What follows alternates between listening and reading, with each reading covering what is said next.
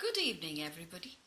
Today, being World Literacy Day, I am going to tell you a story called Kottavi Raja and his Sleepy Kingdom.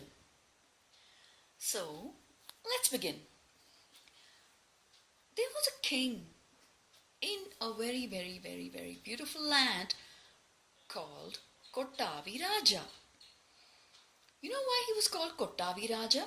Kottavi sounds funny, isn't it? Kottavi means yawn in Tamil. So, as you can see his picture, this king was always very sleepy. Can you look at his subjects? So, whenever he had his darbar in the mornings, all the people and his ministers would assemble and they would discuss about different problems that they were facing in the kingdom. But this king was always snoring away, nodding his head, sleeping all the time. You can see his minister trying to explain about a problem to him, but then he always felt sleepy during the day. Let's continue.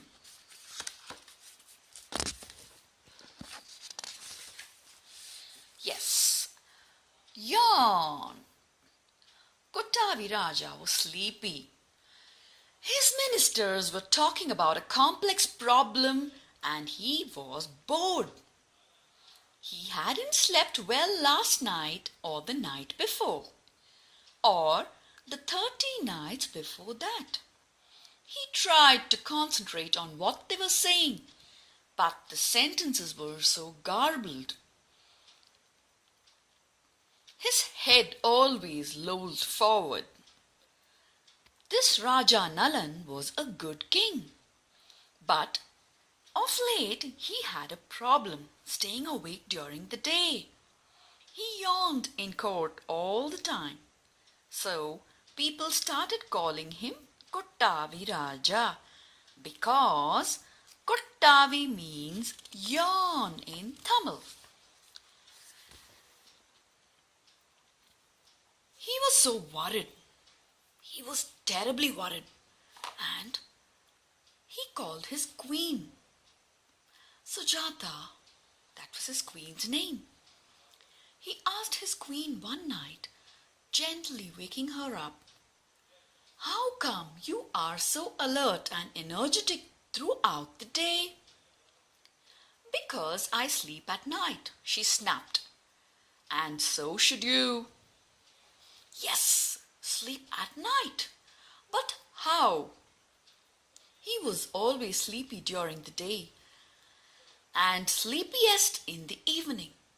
But by night, he was alert, not at all sleepy. The next morning in court, Kottavi Raja asked, "Prime Minister, what do you do when you aren't sleepy at night?"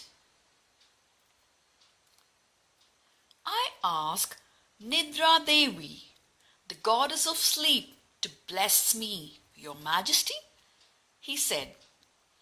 "How?" "My mother used to say that the goddess cannot resist a full stomach. So I ask my cook to serve a rich dinner full of warm, sweet things. 2 minutes after eating it, I'm fast asleep." Kottavi saw his minister's round stomach and believed him. Funny, isn't it? Look at different ideas people used to make themselves fall asleep. The finance minister did not want to be left out, so he said, "I drink warm milk with honey at night. Simple, no fuss. No need to trouble the cook, and I always sleep a full 9 hours." The court musician did not like all these stories of food. When his stomach was full, he couldn't sing, but he wanted to help the king. So he said, "In our family, my lord, we always invite Nidra Devi with music. A beautiful Nilambari sung with the veena. Ah, what bliss!" The poet said, "A gentle stroll in the palace gardens with a soft breeze blowing and the moonlight falling on the parijatam flowers. Ah, the beauty and poetry of the moment will wash away all your worries, Maharaja. Nidra Devi loves a peaceful mind." The court jester added, "If nothing else works, my lord, a good story will always get you to sleep." So many things to try, thought Kotavi Raja. One of them has to work. That evening, the royal cooks were asked to prepare a special meal. Warm rice with ghee, hot sambar, fried potatoes, yam, and khaskhas paisam, and to wash it all down, cool buttermilk. The king wanted to be sure that he would sleep at night, so he took 2 helpings of every dish. It was nearly 11 p.m. when he finished. Yet old habits are hard to break. He wasn't sleepy. He tossed and turned in his bed. He became very unhappy with his prime minister. Nidra Devi was missing. He decided he simply hadn't eaten enough. "Cook!" he bellowed. A sleepy cook hurriedly dressed and ran to the king. "Get me a large glass of warm milk with honey. Hurry!" Kottaviraja gulped it down. Ouch! He was so full he couldn't get up. He couldn't move, and he definitely couldn't lie down and fall asleep. Perhaps I should try music, he thought. He sent for the court musicians. They came, turbans askew, with hurriedly tied dhotis. It was past midnight. "Play the Nilambari for me," he said. It was so wonderful to listen to the melody in the still of the night. Kottaviraja relaxed. What bliss! 20 minutes later, his eyelids began to droop, and twang, thud! The veena player had fallen asleep on his instrument. Can you see that? They began all over again. But one after the other, the sleepy musicians dropped notes, played the wrong tunes. It was cacophony. Nidra Devi heard those tunes and bolted. The king was wide awake and very annoyed. Can you look at him? How angry he looks. Oh! He remembered his jester's idea and summoned him. "Tell me a story," he said. The jester started a long story, which was so boring, hoping that the king would fall asleep. But alas, our Kottaviraja was not at all pleased. He got impatient and kept saying, "Yes, yes, but how does the story end?" Nidra Devi didn't like the impatience, so she kept away. 1 hour later, a hoarse jester ended the story and went home, bleary-eyed. And the king? Yes, he was still wide awake. He woke the queen up and insisted on taking a stroll. She got ready grumpily. "Just up to the jasmine garden, okay? After that, I have to come back to sleep." They walked in the moonshine, heard the drowsy twittering of birds, and went around the large palace garden. The king found himself calming down and thought, aha, now is the time to go back to sleep.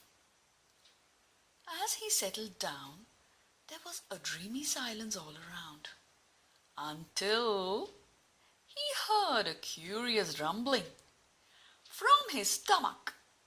The music, the story, the breeze, and the walk had all made him so hungry again. The queen took matters into her hands. She ordered a small glass of milk and got a Masui to help press his legs. In a few minutes, Nidra Devi came and blessed the king. The palace was finally shut down for the night. Every day this routine continued. Over time, Kottavi Raja started to sleep earlier. In 2 weeks, he found that he had fallen asleep after his second glass of milk. After a few weeks, he started sleeping just after his walk. A month later, Jester's story put him to sleep, and finally, he managed to sleep right after dinner. Yay!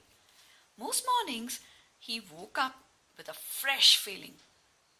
He walked with a bounce in his step and smiled at everyone around him. But you know what happened? What happened to the cooks, the musicians, the jester? They remained on standby throughout the night. They never knew what the king might wake up and ask for. They were sleepy, tired, and grumpy all day. So, look at this. Can you see them? The queen is also so sleepy. Look at everybody here. Oh my God. Including babies. Can you see that? Oh. They never knew what the king might ask for. So, they waited for them. They waited for the king's orders. So, as a result, what happened? The others also waited for them. The cook's wife, the musician's son, the jester's brother, the Masui's father, the queen's maid, the maid's husband, the husband's brother, the brother's friend, the friend's parents, the whole city. The king grew worried about his sleepless people. He couldn't recommend his elaborate remedy to everyone. So he asked his chief priest for a solution. The wise man knew that this was a tough problem. He said, Get everyone to assemble in the town hall 15 days from now. They should have a warm bath, finish dinner, and arrive at sunset. I will summon Nidra Devi to bless everyone. The king was so happy and elated. So the entire city gathered.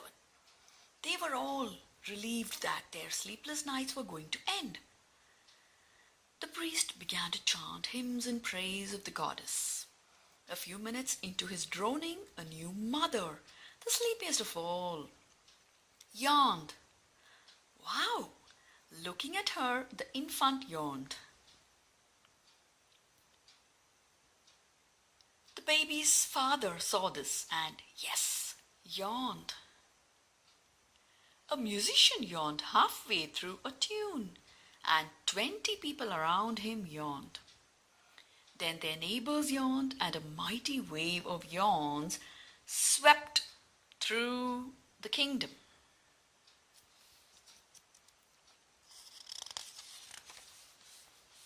Nidra Devi couldn't resist the power of so many yawns, and she came running to the city, touched everyone with a cool breeze.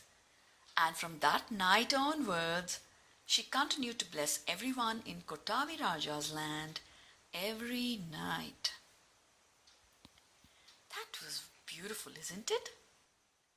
Thank you, Pratham Books, for helping me host the show.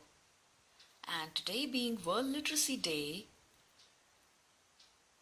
I hope you all happy reading and good night. Take care.